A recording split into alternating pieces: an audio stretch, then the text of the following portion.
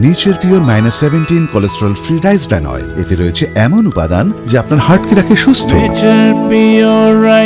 আপনার হৃদয় সত্যিকারের বন্ধু। দাঁড়িয়ে থাকা কন্টেনারে ধাক্কা মেরে সরাসরি রাস্তার ধারের দোকানে ঢুকে গেল লরি। ভয়াবহ পথ দুর্ঘটনায় মৃত লরির খালাসি সহ দুজন ঠিকা শ্রমিক, আশঙ্কাজনক চালক সহ অন্য এক শ্রমিক। সোমবার সকালে ঘটনাটি ঘটেছে ইটাহারের বাঙ্গার এলাকায় 12 নম্বর জাতীয় সড়কে। পুলিশ সূত্রে জানা গিয়েছে মৃত খালাসি ইসমাইল জমাদারের বয়স 25 বছর, বাড়ি দক্ষিণ 24 পরগনা জেলায়। নাম জানা না গেলেও অন্য মৃত দুজন শ্রমিকের বাড়ি কোচবিহার জেলায়। জখম লরির চালক রাইস মোল্লার বাড়ি দক্ষিণ 24 পরগনা জেলায় এবং ঠিকা শ্রমিক শঙ্কর রায়ের বাড়ি ঝাড়খণ্ড রাজ্যে।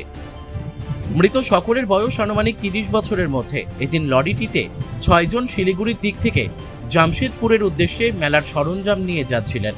মালদহ মুখে যাওয়ার সময় লরিটি হঠাৎ বাঙ্গার এলাকায় প্রথমে রাস্তার ধারে দাঁড়িয়ে থাকা একটি কন্টেনার গাড়িতে ধাক্কা মারে। কন্টেনার উল্টে যায়। এরপর লরিটি নিয়ন্ত্রণ হারিয়ে রাস্তার ধারের একটি দোকানে ঢুকে যায়। দুর্ঘটনার আওয়াজ পেয়ে তড়িঘড়ি ঘটনাস্থলে ছুটে আসেন স্থানীয় বাসিন্দারা। খবর পেয়ে ঘটনাস্থলে যায় ইটাহার থানার পুলিশ।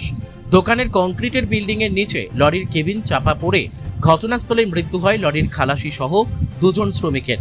তবে হুডে ঘুমিয়ে থাকা দুজনের মধ্যে একজন গুরুতর জখম হয়েছেন। দীর্ঘক্ষণের চেষ্টায় দুমড়ে মুচড়ে যাওয়া লরির কেবিন থেকে আশঙ্কাজনক অবস্থায় চালককে উদ্ধার করে পুলিশ ও স্থানীয়রা। মৃতদেহগুলি ময়না তদন্তের জন্য রায়গঞ্জ মেডিকেলের মর্গে পাঠায় পুলিশ। পরে ইটাহার গ্রামীণ হাসপাতাল থেকে জখম দুজনকে রায়গঞ্জ মেডিকেলে রেফার করেন চিকিৎসক।